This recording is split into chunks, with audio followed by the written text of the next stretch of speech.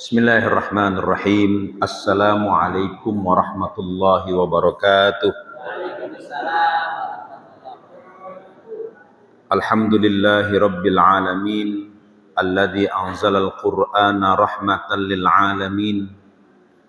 Allahumma salli wa sallim wa barik ala sayyidi wuludi adama yaumaddin sayyidil awwalina wal akhirin Sayyidina wa maulana Muhammadin wa ala alihi tayyibin wa ashabihil akramin wa man tabi'ahum bi ihsanin ila yaumiddin amma ba'du. Faqala Allah ta'ala fil Qur'anil Karim, A'udzu billahi minasy syaithanir rajim. Bismillahirrahmanirrahim. Inna nahnu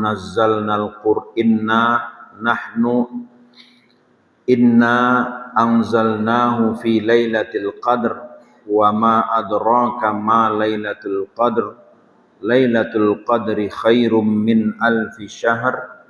Tanazzalul malaikatu warruhu fiha biizni rabbihim min kulli amr. Salamun hiya hatta matla'il fajr. Wa qala Rasulullah sallallahu alaihi wasallam, Inna Allaha yarfa'u bihadzal Qur'ani aqwaman wa yad'u bihi akharin, atau kama qala an-nabiy sallallahu alaihi wasallam. Hadirin shaimin shaimat jamaah Masjid Al-Muhajirin yang insyaallah senantiasa Allah tambahkan keberkahan, Allah tambahkan kenikmatan, dan Allah panjangkan umur di dalam ketaatan. Alhamdulillah, sore hari ini kita diberikan kemudahan oleh Allah Subhanahu wa taala hadir di rumah Allah yang berkah ini, berjumpa dengan sesama calon penghuni surga. Semuanya insya Allah mendapatkan keberkahan dari Allah Subhanahu wa ta'ala.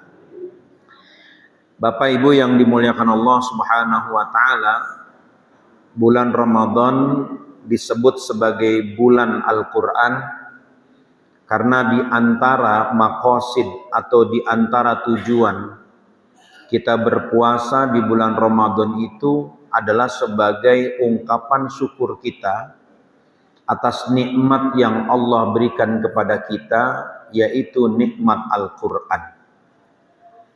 Disebutkan dalam Quran surat Al-Baqarah ayat 185, Syahrul Ramadan alladzi unzila fihil Quran. Bulan Ramadan adalah bulan yang di dalamnya diturunkan Al-Quran, sehingga jika dikaitkan ayat itu dengan ayat sebelumnya yang berbicara tentang perintah puasa, kita dapat pahami bahwa di antara tujuan kita melaksanakan ibadah puasa di bulan Ramadan adalah sebagai ungkapan rasa syukur kita atas turunnya Al-Quran.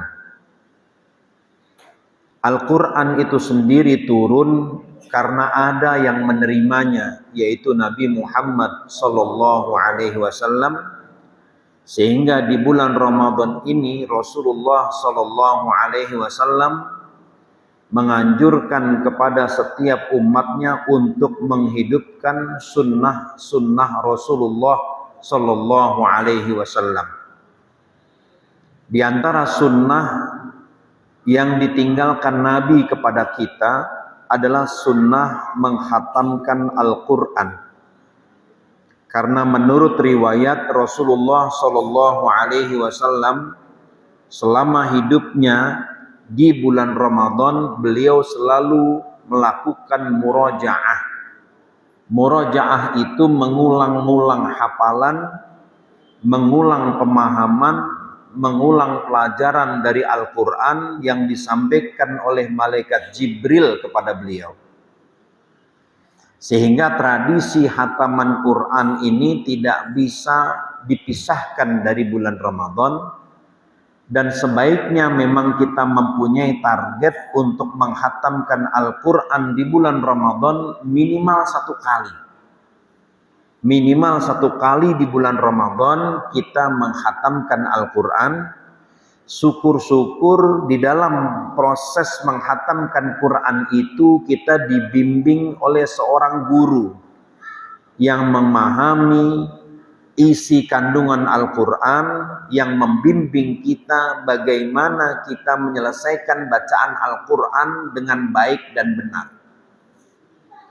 Jadi menghatamkan Quran bukan sekedar membaca dalam arti membaca di dalam hati tanpa mengeluarkan suara, karena rupanya sekarang sudah banyak orang yang mengklaim hatam Al-Quran tetapi dia tidak membaca melalui lisan. Ini bukan membaca sebagaimana yang disebutkan di dalam ayat warattilil Qur'ana tartila. Bacalah Al-Quran itu dengan tartil.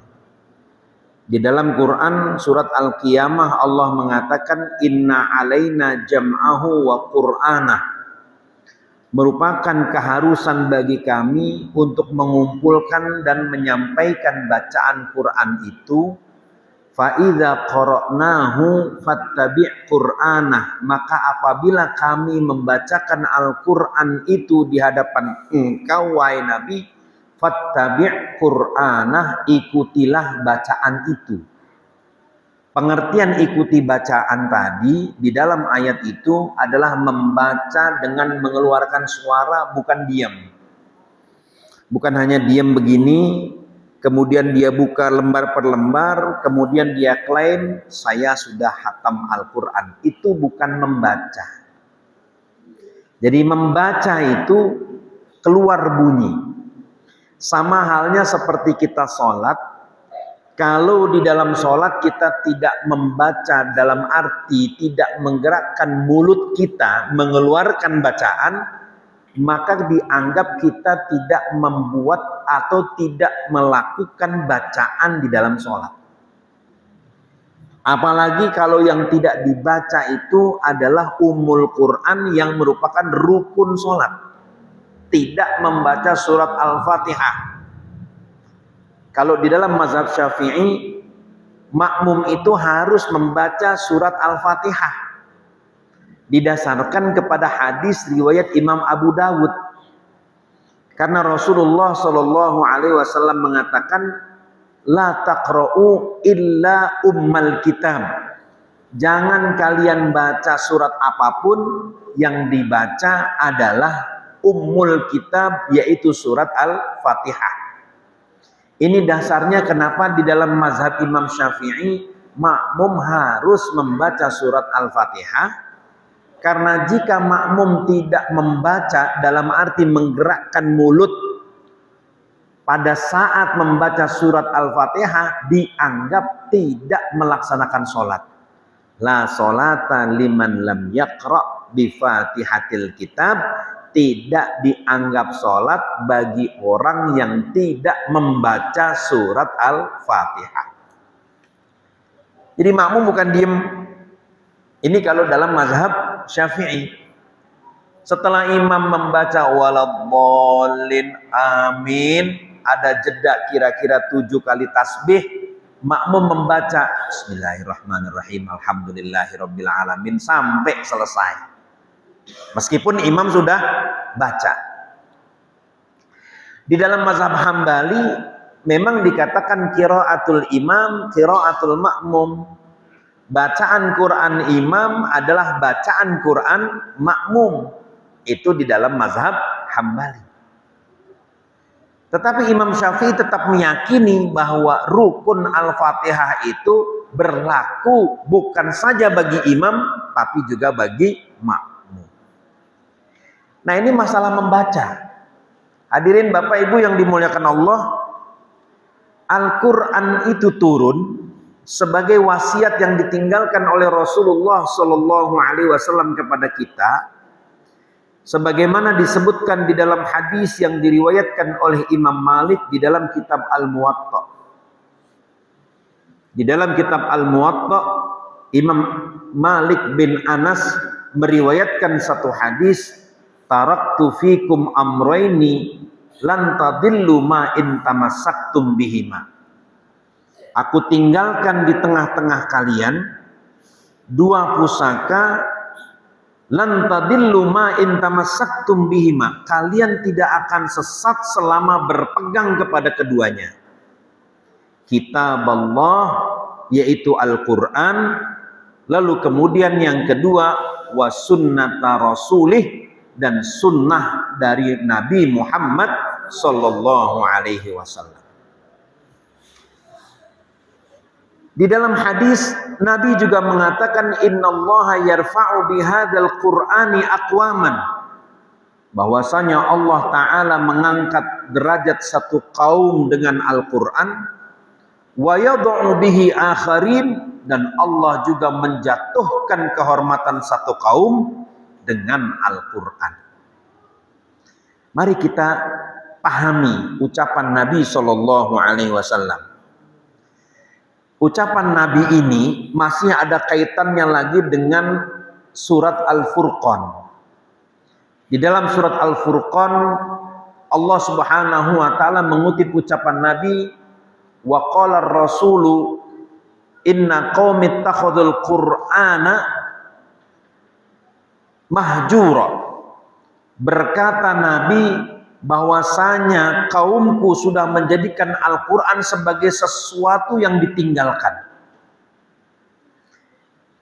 Nabi mengatakan seperti itu pada waktu beliau dakwah kepada orang-orang Quraisy. Tetapi jika kita lihat konteks ayat itu dengan kondisi sekarang, maka sepertinya orang Islam juga sudah meninggalkan Al-Quran. Sekarang ini kita lihat ramainya pembelajaran Al-Quran itu hanya dari tingkat TK sampai tingkat SD. Tetapi begitu yang belajar Al-Quran, lulus SD masuk SMP, kemudian lanjut SMA sampai kuliah, kemampuan membaca Al-Qurannya menjadi hilang. Ada fenomena yang saya lihat, namanya fenomena capek jadi anak soleh. Capek jadi anak soleh. Itu terlihat di kampus-kampus. Anak-anak yang dulunya hafal Quran 1 juz, hafal 2 juz, hafal 3 juz, ketika masuk di perguruan tinggi, males untuk baca Al-Quran. Alasannya capek. Alasannya banyak tugas. Tetapi yang namanya nongkrong di warung kopi tidak capek. Anak-anak mahasiswa sekarang diajak nongkrong sampai jam 2 pagi, nggak ada alasan capek. Kalau ngaji capek. Tapi kalau nongkrong, ini di Keranggan sepanjang jalan Transyogi banyak warung kopi. Kita lihat jamaah ahlul qahwah, jamaah tukang ngopi. Itu sampai subuh kumpul tuh di situ. Capek enggak? Enggak. Tapi kalau diajak datang ke Al-Muhajirin, aduh, enggak sempet. Ya. Waktunya mepet karena bersamaan dengan bukber. Padahal di sini bukber juga. Iya kan? Kita ada bukber sama teman SMA, bukber sama teman kuliah, bukber sama teman SMP, bukber sama alumni SD, bahkan bukber dengan alumni TK. Ada bukber sama alumni TK. Yang saya heran, untuk kegiatan-kegiatan seperti itu yang jelas bukan cuma menguras uang, bukan cuma menguras tenaga, tapi juga menguras uang, waktunya ada. Padahal pembicaraan di warung kopi apa? Nggak ada pembicaraan bisnis tambang batu bara, nggak ada, Pak. Saya dengar, Pak, kalau mahasiswa ngumpul itu memang ngomongin bisnis. Beda dengan mahasiswa di Cina, Pak. Mahasiswa Cina itu kalau ngumpul yang dibicarakan adalah bagaimana bisnis membangun industri teknologi informasi. Anak-anak Cina itu yang diobrolin. Nanti you bisa dapat spare part dari mana? Nanti bisa install program, development program, develop membangun program dari mana? Prosesnya bagaimana? Terus investornya siapa? Bagaimana menghitung resikonya? Itu obrolan mahasiswa Cina di warung kopi, Pak. Tapi mahasiswa Jakarta, Bekasi, dan Depok, kalau di warung kopi apa yang diomongin? Anjir men, gila men, dia bisa dapat motor men, gila men, anjay men, kan gitu kan lah. Bahasanya yang keluar, anjir, anjay, itu yang keluar. Obrolannya nggak jauh, kalau nggak cewek, motor. Kalau nggak motor, kerjaan. Kerjaan gagal, yang lain, kan gitu kan. Obrolannya seputar itu. Kenapa bisa seperti itu? Kenapa untuk urusan dunia yang serba tidak jelas, orang rela membuang waktu, membuang tenaga, bahkan membuang duit. Tapi untuk sesuatu yang jelas seperti di masjid, masjid ini jelas. Kenapa orang tidak mau berkorban? Kenapa untuk urusan Al-Quran, orang tidak begitu peduli? Padahal Al-Quran itu adalah petunjuk.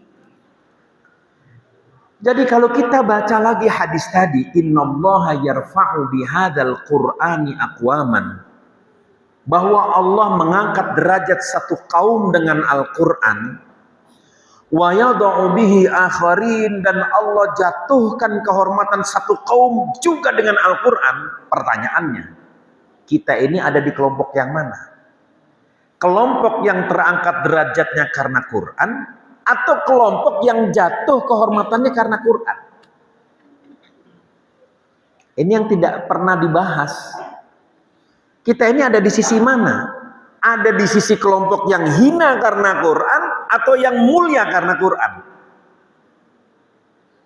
Kalau kita lihat angka literasi Quran kita, angka melek Al-Quran kita masih di bawah 10%. Umat yang jumlahnya 80% dari 270 juta. Berarti kurang lebih ada 100, berapa itu? Ada kurang lebih 210 juta umat Islam. Karena jumlah umat Islam tiap tahun berkurang. Waktu zaman tahun 45, zaman kemerdekaan, jumlah umat Islam 95%. Sekarang jumlah umat Islam 86,8%. Sekarang. Nanti kira-kira 10 tahun lagi kemungkinan jumlah umat Islam tinggal 80% di Indonesia. Kita lihat statistiknya ternyata tidak aman. Dari 95% merosot jadi 87%. Berarti kurang berapa itu? Kurang 8% dalam waktu 72 tahun. Di kecamatan Buncit, Warung Buncit, jumlah umat Islam menurun drastis dalam 5 tahun. Jumlah umat Islam berkurang kurang lebih 4.000 kepala keluarga. Dalam waktu 5 tahun, 4.000 kepala keluarga berkurang. Ini bukan persoalan sepele, Pak. Jumlah umat makin menyusut itu bukan persoalan sepele. Karena itu ada dampak secara politik kalau jumlah umat Islam makin sedikit. Jumlah umat banyak aja begini, Pak, gimana sedikit? Jumlah banyak saja diobok-obok, apalagi sedikit. Saya pernah datang ke satu provinsi, Pak, di Sulawesi. Jumlah umat Islam itu minoritas. Itu azan nggak boleh keluar, Pak. Nggak boleh azan speaker itu keluar. Dianggap mengganggu tetangga yang masih tidur. Nggak jauh dari sini, Pak, di Jakarta Selatan, perbatasan Jakarta Selatan, Jakarta Pusat, ada masjid megah, besar masjidnya. Daya tampungnya bisa 2.000 jamaah. Tapi kalau azan, tidak boleh keluar suaranya meskipun azan zuhur dan azan asar. Azan suaranya nggak boleh keluar. Sehingga masjid gede itu tidak terdengar suara azan dari luar. Kalau kita masih alhamdulillah, ini masjid, ada berapa masjid di sini? kalau datang waktu sholat saut-sautan, ya saut-sautan dengan musola yang di belakang, saut-sautan dengan masjid yang ada di sana. Alhamdulillah. Tapi itu masjid besar, daya tampung 2000 jamaah, azan zuhur saja nggak boleh keluar suara. Kenapa? Karena semua tetangga yang ada di sekitar masjid yang awalnya muslim berubah menjadi non-muslim, sehingga masjid itu ada di tempat tinggal orang-orang non-muslim. Itu satu fenomena, Pak. Di Jakarta, nggak jauh-jauh. Apalagi di luar Jakarta, di mana umat Islamnya minoritas, nggak boleh ada tarhim. Masih bagus dikasih kesempatan boleh azan, tapi nggak boleh ada tarhim. Tarhim itu assalatu wassalamu alaik ya imamal mujahidin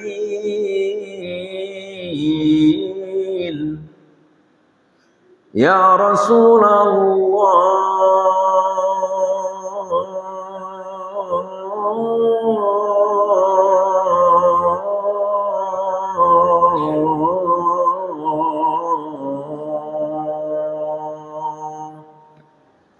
tarhim.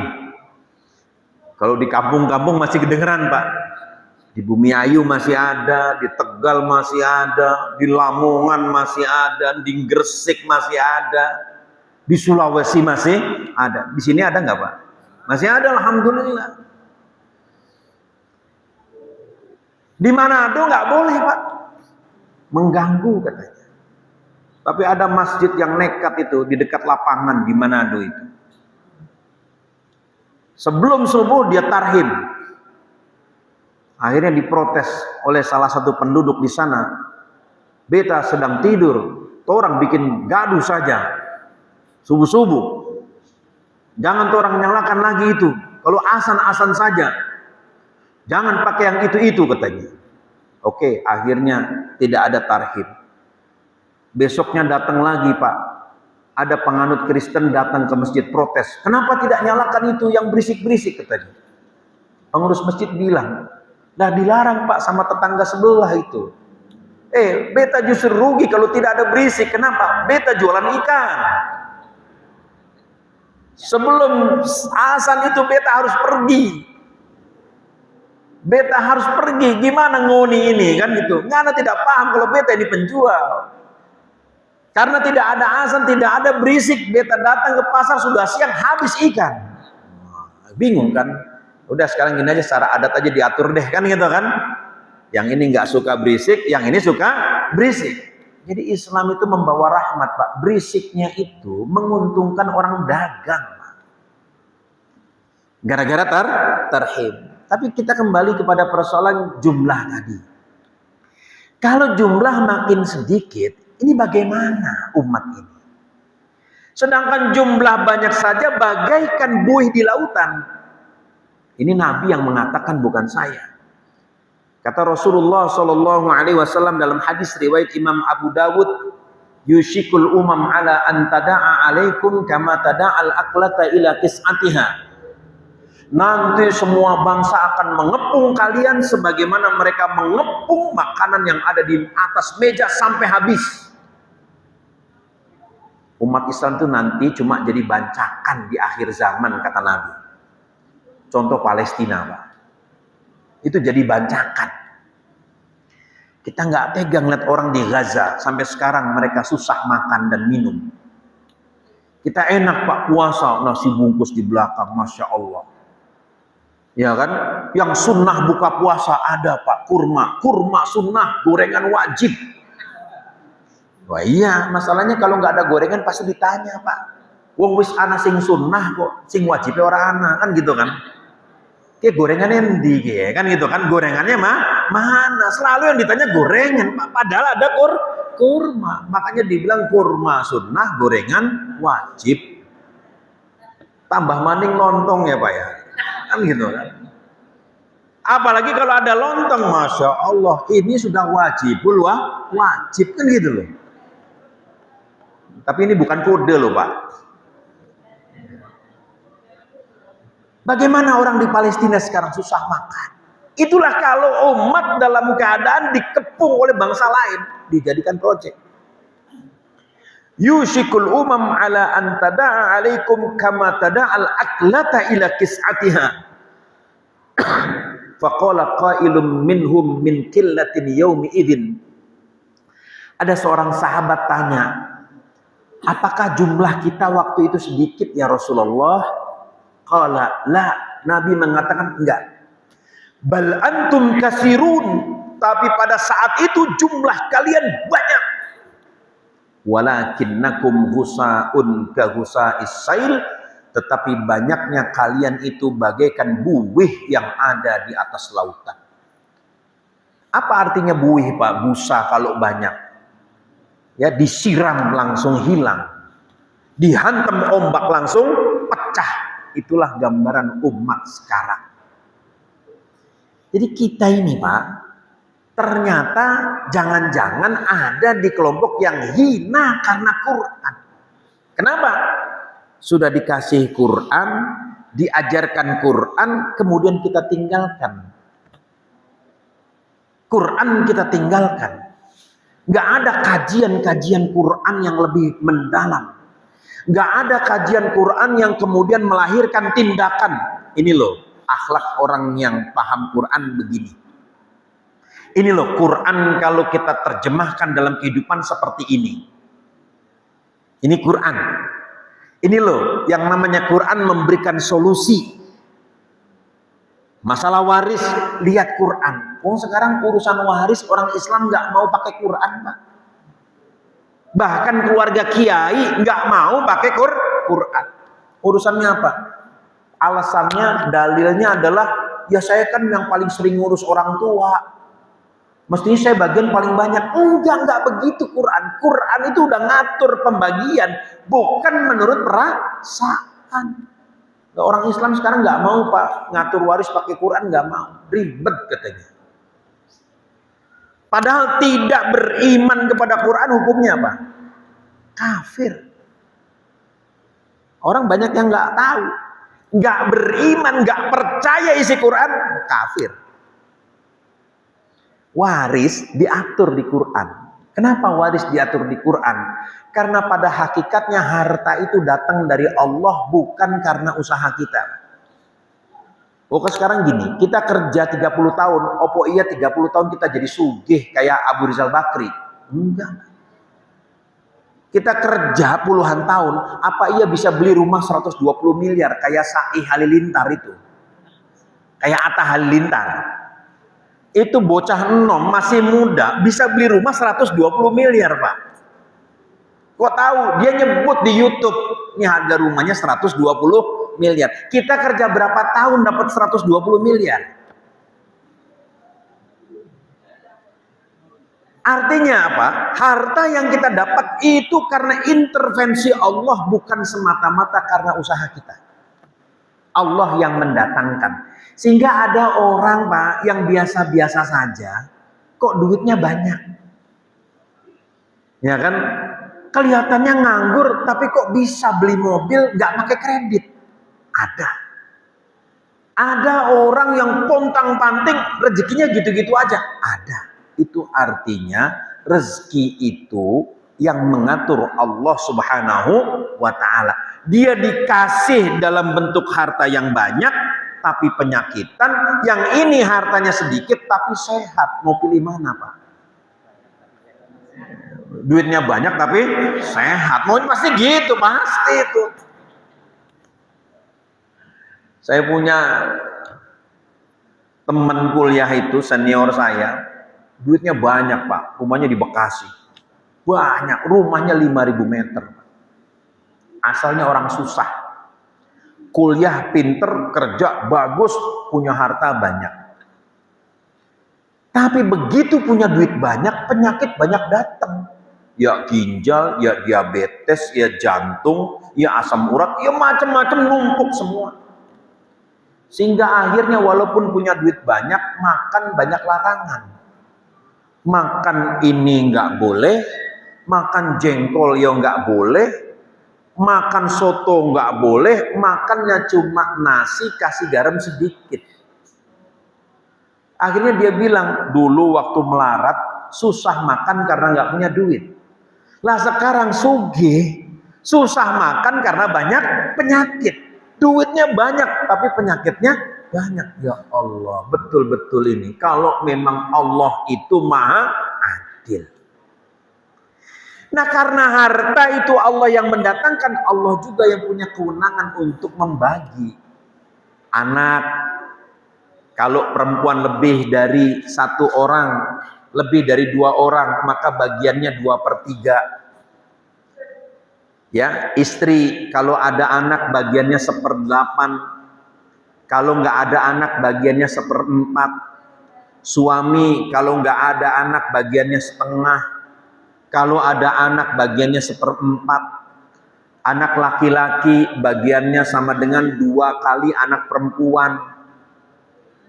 Anak perempuan kalau sendirian dapat 1/2. Orang meninggal nggak punya anak tapi punya adik, warisannya jatuh ke adiknya. Ini Allah yang atur, bukan manusia yang atur. Tapi itu saja orang Islam banyak yang ngeyel, nggak mau diatur dengan Quran.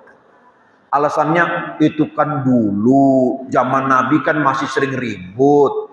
Kalau sekarang kan orang semua udah pinter, sudah tahu kebutuhan. Jadi ya sudah diatur menurut kebutuhan. Begini, soal ribut itu nggak lihat zaman dulu, zaman sekarang. Zaman sekarang juga banyak orang ribut gara-gara waris. Sampai paman nggak mau negor keponakan, keponakan berani ngebunuh paman karena waris. Itu akibat meninggalkan Quran. Jadi Quran ini udah solusi, Pak. Bu. Jangankan diterapkan, dibacanya saja dia sudah menjadi syifa. Allah mengatakan di dalam Quran surat Al-Isra ayat 83, wa nunazzilu minal qur'ani ma huwa shifaa'un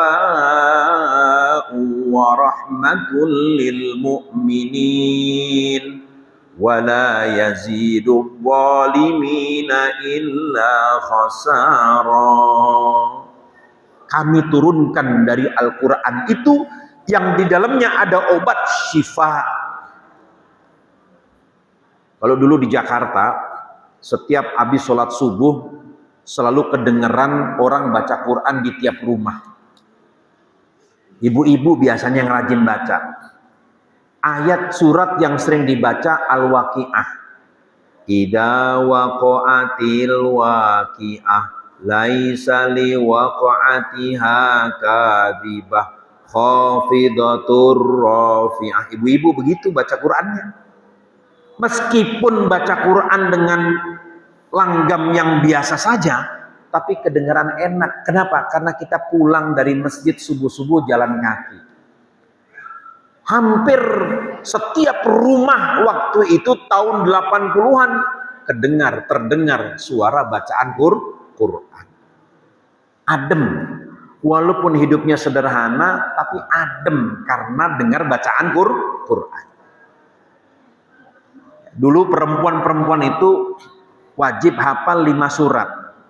Hafal Al-Waqi'ah, hafal Tabarok, hafal Ad-Dukhan, hafal Alif Lam Mim Sajadah, dan hafal surat Al-Kahfi. Walaupun nggak bisa baca Al-Quran, tapi bisa hafal. Kenapa?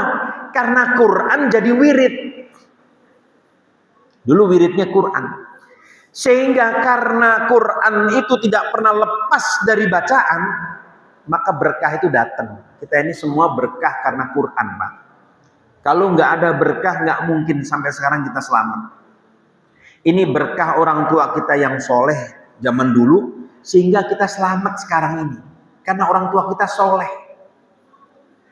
Ya, ibu kita solehah, maka kita mendapatkan keberkahan.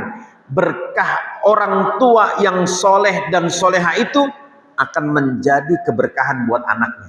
Itu karena Quran. Nah sekarang bagaimana kalau Quran itu diamalkan, dipraktekkan, dibedah isi kandungan Al-Quran. Ini orang Cina rajin membaca tafsir Quran. Orang-orang Amerika, orang-orang Eropa rajin membuka-buka Al-Quran. Sehingga akhirnya mereka menemukan rahasia-rahasia kehidupan dari Al-Quran. Walaupun nggak beriman sama Quran. Nggak beriman saja dapat untung. Bagaimana mereka beriman? Sekarang lagi rame. Orang-orang Inggris, orang-orang Barat masuk Islam rajin baca Quran. Ada artis di Australia namanya Lily Jay. Lily Jay ini penyanyi di Australia. Masuk Islam kenapa? Gara-gara dia sering baca Al-Quran. Dia penasaran dengan Quran, dibuka Al-Quran itu. Setelah dibuka dipelajari, kok Quran tuh begini ya, memuliakan perempuan. Perempuan tidak boleh memperlihatkan aurat di muka umum, karena perempuan itu makhluk yang sangat luar biasa penting di dalam ajaran Islam. Informasinya nyampe sampai ke Inggris, sehingga akhirnya banyak perempuan-perempuan Inggris masuk Islam. Gara-gara mereka mempelajari Al-Quran. Yang mau nyari istri silahkan, di Inggris banyak loh, muslimah-muslimah. Mungkin ditolak di keranggan karena mas kawinnya kemahalan, di sana mas kawinnya murah. Ya kan? Karena perempuan itu senang dikasih mas kawin, tapi nggak senang mas kawin lagi. Nah, betul, betul nggak Pak? Betul ya. Oh, ibu-ibu setuju tuh, bener. Perempuan seneng dikasih mas kawin, tapi nggak seneng mas kawin lagi. Ya, jadi cuma masalah mas kawin itu udah beda itu Pak ya. Walaupun udah tua, udah mbah-mbah, tetap disebutnya mas kawin lagi, kan gitu. Ini Quran. Maka kita coba bangkitkan kecintaan kepada Quran. Ya. Kegiatan menghafal Quran diramaikan lagi. Ada satu masjid di legenda wisata namanya Al-Ittihad. Bapak main-main ke situ deh, Bu. Main ke situ, ke Al-Ittihad. Tiap asar sampai maghrib, indah pemandangannya. Karena anak-anak itu rame di sana ngapalin Quran. Ada kelompok-kelompok bertiga, berempat, berlima, ada yang sendirian. Masjid itu berisik dengan hafalan Quran, dengan orang baca Quran. Ada lagi di Masjid Silaturahmi di sini, di Cibubur sini. Juga rame tiap asar anak-anak menghafal Al-Quran. Main lagi ke Kudus, Menara Kudus. Tiap sore masjid itu rame dengan anak-anak menghafal Al-Quran. Indah betul, adem kita melihat itu. Di dalam hadis qudsi Allah Subhanahu wa taala berfirman, "Innila ahammu bi'adzabi ibadi." Saya ini pengen betul menurunkan azab kepada semua hambaku. Kenapa Allah begitu kepada kita? Sebel, Pak. Manusia itu sebagaimana disebut dalam Quran surat Yasin, awalam yarol insanu anna khalaqnahu min nutfatin fa idza huwa khasimun mubin. Tidakkah manusia selalu memperhatikan dirinya bahwa kami menciptakan dia dari segumpal air yang hina, fa idza huwa khasimun mubin, tapi manusia berubah menjadi penentang yang sangat nyata. Jadi Allah itu sebel sama kita. Kenapa? Kita ini dablek. Manusia ini makhluk yang paling banyak ingkarnya kepada Allah. Sehingga Allah mengatakan, inilah ahammu bi'adzabi ibadi. Saya pengen turunkan siksa kepada hambaku ini. Pengen betul. Gunung ledakin aja udah gunung. Biarin. Banyak maksiat di situ. Ya kan? Untung gunung selamat. Ya kan? Nggak meletus-meletus, Pak. Sekali meletus dulu tahun 1400 diganti namanya menjadi selamat. Kenapa? Selaman, slumun, selamat. Sing penting wong ning kono, wong gunung niku ahli ngibadah. Ben gunungnya selamat orang meleduk. Nggak pernah meletus tuh gunung selamat. Kalau kita dengar di gunung selamat itu, karena saya kecil pernah di sana, Pak. Tiap subuh itu orang baca sholawat sebelum azan subuh. Ya, baca sholawat. Kalau dulu sholawat bahasa Jawa, iyo Sayyid utusan ingsun ajekelen dawuh mami iyo Sayyid utusan ingsun ajekelen dawuh mami. Wow, zaman dulu begitu. Terus baru baca sholawat versi Jawa. Allahumma sholli ala sayyidina Muhammadin. Mbah-mbah tuh biasa yang baca gitu. Ya. Itu tiap subuh, Pak. Makanya gunungnya nggak meletus. Inilah ahammu bi'adzabi ibadi. Aku pengen banget turunkan azab kepada hambaku, kata Allah.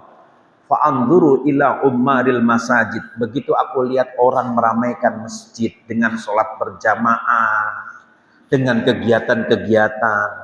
Wa julusail Qur'an, ngendikane Gusti Pangeran, Gusti Allah Subhanahu wa taala. Ketika aku ndelok wong kang duduk jagong maca Al-Qur'an, duduk membaca Al-Qur'an, wa wildanil Islam, lan bocah-bocah Islam sing sapa sinau Al-Qur'an, yang semuanya sedang membaca Al-Qur'an, fayaskunu ghadabi, maka marahku itu menjadi reda, kata Allah. Allah nggak jadi marah begitu kita ngelihat ngumpul. Allah melihat kita ngumpul di masjid belajar Al-Quran, anak-anak datang mempelajari Quran. Fayaskunu ghadabi, ini yang membuat amarah Allah itu mereda. Jadi diantara manfaat kita ngaji itu menolak azab. Leres mboten Pak?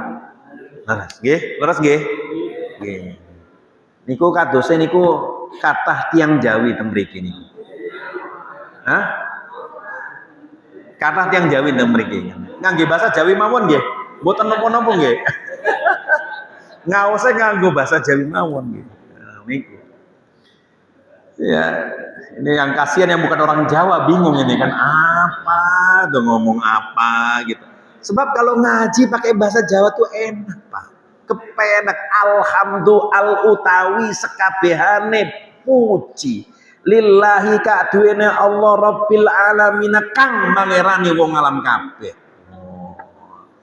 Wassalatu lan sholawat wassalamu lan salam ala ing atase sayyidina, ya kan, Muhammadin kanjeng Nabi Muhammad, wa alihi lan keluargane sopo kanjeng Nabi. Enak Pak, ngajinya enak tuh kalau begitu, enak. Ya, jadi harus dicampur-campur. Kalau ngaji dengan orang Jawa tuh dicampur-campur, enak. Jadinya campur sari. Gitu. Hadirin yang dimuliakan Allah, begitulah kemuliaan Quran. Maka Allah sudah menjamin, Rasulullah sudah menjamin kalau kita dekat dengan Quran, insya Allah nggak sesat. Maka kita bedah Quran, harus ada pengajian yang membahas Quran. Ya, kenapa Quran ngomongnya kok begini? Kenapa Quran kok mengecam Fir'aun? Kenapa Quran mengecam Namruz? Orangnya kan sudah nggak ada, kenapa sering diulang? Itu artinya sifat Namruz dan sifat Fir'aun tidak pernah mati. Sampai kapanpun ada orang yang mentalnya seperti Namruz, yang mentalnya seperti Fir'aun. Kok Quran selalu membahas orang-orang munafik? Memang masih ada apa orang munafik? Ada sifat munafik itu, yaitu sifat berkhianat, merugikan kemaslahatan orang banyak untuk mendapatkan kepentingan sendiri. Quran. Apa ya yang sebenarnya disampaikan Quran dengan ibadah puasa? Apa cuma takwa? Bukan cuma takwa. Di ayat 187, 188, Quran itu menegaskan hasil dari puasa itu adalah wala ta'kulu amwalakum bainakum bil batil. Jangan kalian makan harta di antara kalian dengan jalan batil. Artinya puasa melatih kita nggak serakah. Lah ini buka puasa di masjid kok ngambil kuenya paling banyak sendiri, yang lain belum dapetan. Oh berarti puasanya gagal sampean. Kenapa? Serakah. Itu di Istiqlal Pak, saya lihat begitu. Di sini enggak, orang saya belum pernah buka puasa di sini. Di Istiqlal saya pernah ikut buka puasa Pak, direbut Pak, diambil. Ya Allah, mana hasil puasanya? Wong jatah saya diambil. Wala ta'kulu amwalakum bainakum bil batil. Itu cara yang batil. Wong nengok sedikit langsung geser Pak, itunya kan. Mana tahu goreng sama lontong lagi Pak, kan gitu kan. Ya Allah, yang wajib yang diambil Pak. Kalau yang sunnah nggak apa-apa diambil, yang wajib jangan diambil. Ya Allah, akhirnya cuma nyisa air putih. Ya Allah, ini di mana hasilnya? Puasa kok masih ngerampas milik orang. Puasa rajin tapi patok tanah orang kok digeser Pak.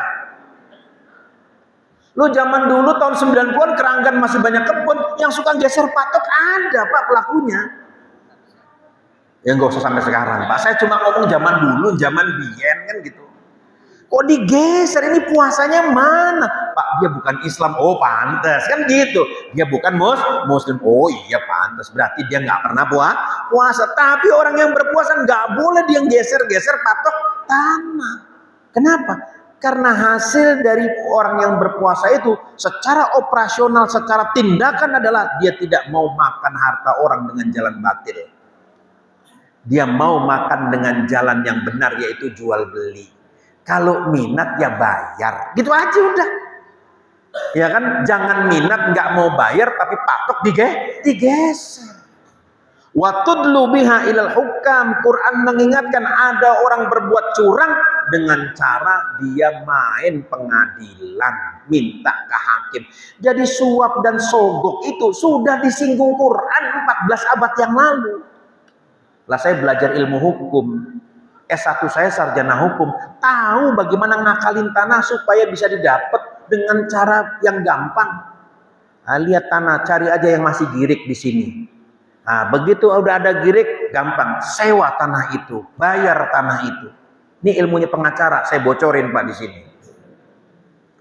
Sewa tanah itu, perpanjang terus sewanya sampai berapa tahun? 10 tahun sewa. Begitu udah 10 tahun buat pernyataan bezit, namanya hak menguasai. Bagaimana pernyataan bezit? Datang ke pengadilan Pak. Datang ke pengadilan, 10 tahun saya kuasai tanah itu, ternyata nggak ada pemilik, padahal dia baru girik. Lalu kemudian pengadilan mengeluarkan surat penetapan, ya kamu menguasai tanah itu berdasarkan bezit. Datang ke BPN Pak. Gampang Pak, menteri BPN-nya cuma lulusan sejarah Pak sekarang. Bukan lulusan hukum Pak, nggak ngerti dia. Wis pokoknya Gus, udah Gus sowan cium tangan bolak-balik, keluar Pak. Sertifikat hak milik Pak. Itu yang disebut wa tudlu biha ilal hukam. Kamu minta hakim supaya memberikan stempel membenarkan cara kamu curang untuk menguasai hak milik orang lain. Maka puasa itu menahan nafsu serakah. Kalau udah 2 periode jangan 3 periode lah, kan gitu. Aturannya 2 periode kan gitu loh. Kalau orang yang puasa, ini maksudnya kalau jabatan lurah Pak, kan gitu kan. Ya bukan yang lain. Kalau ketentuannya bilang segitu ya sudah segitu. Jangan diotak-atik supaya lebih. Jangan dicari pembenaran. Maka orang puasa itu nggak serakah. Karena serakah ini bala, bencana. Korupsi itu muncul karena keserakahan. Orang serakah. Dapat 1 pengen 2, dapat 2 pengen 4, dapat 4 pengen 8, dan seterusnya, dan seterusnya. Rusak masyarakat. Tetapi ketika kita menghayati ibadah puasa kita sebagaimana disebut dalam Quran, maka insya Allah adem ayem. Kenapa? Orang tahu batas masing-masing. Buka puasa itu ya cuma minum seteguk, alhamdulillah. Dapat sedikit makanan, alhamdulillah. Ya kan? Kalau nek keakehen nanti awake keaboten. Kalau keaboten nanti angel kita sholat tarawih. Kenapa? Tuwuk. Terlalu kenyang. Maka buka puasa makan sedikit, minum sedikit, sebagaimana Rasulullah Shallallahu Alaihi Wasallam kalau makan sedikit, ya kan, tidur sedikit. Tapi kita dengan Nabi kebalikannya, kita sedikit-sedikit makan, sedikit-sedikit tidur. Nah, ini. Jadi Quran itu mengajak kita kepada kemuliaan. Mulia dengan Quran. Kita gali lagi untuk sampai kepada pemahaman. Jangan pernah dilupakan bacaan Quran. Baca Quran. Walaupun cuma sempat 1 hari 5 ayat, yang penting baca. Karena kata Syekh Nawawi Al-Bantani, di antara ciri orang itu munafik, dia nggak pernah mau baca Quran. Kata Syekh Nawawi Al-Bantani, orang munafik itu tidak pernah mau membaca Al-Quran. Baca Quran. Ya kan? Baca 5 ayat 1 hari, bagus 10 ayat, bagus 1 halaman, bagus 1 juz 1 hari. Kita baca Al-Quran, maka insya Allah Allah akan mendatangkan bimbingannya kepada kita semuanya. Saya kira demikian yang bisa disampaikan pada kesempatan berbuka puasa sore hari ini. Semoga ini bermanfaat bagi kita semuanya. Barangkali ada yang mau bertanya, saya persilahkan. Kalau nggak ada, kita cukupkan sampai di sini. Nggak usah. Udah buka, Pak. Di Cilacap 6:04 ini, Pak. Ini udah jam 6 kan gitu. Saya kira di sini bukanya cepat keranggan. Karena di timur udah 6:01 berarti sudah buka, ternyata enggak. Baik, hadanallahu wa iyyakum ajma'in. Allahumma anfa'na bima 'allamtana wa 'allimna ilman yanfa'una wa na'udzubika min ilmin la yanfa'una. Allahumma hdina bihudak waj'alna mimman yusari'u fi ridhak wa la tuwallina waliyan siwak wa la taj'alna mimman khalafa amraka wa 'asak.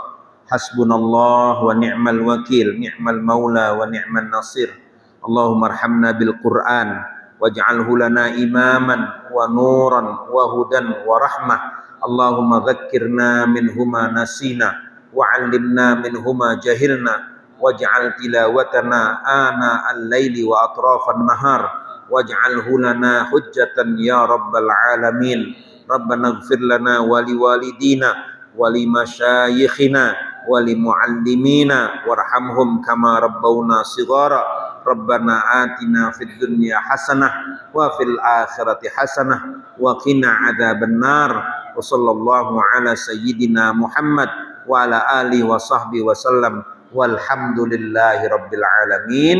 Billahi taufiq wal hidayah. Wassalamualaikum warahmatullahi wabarakatuh.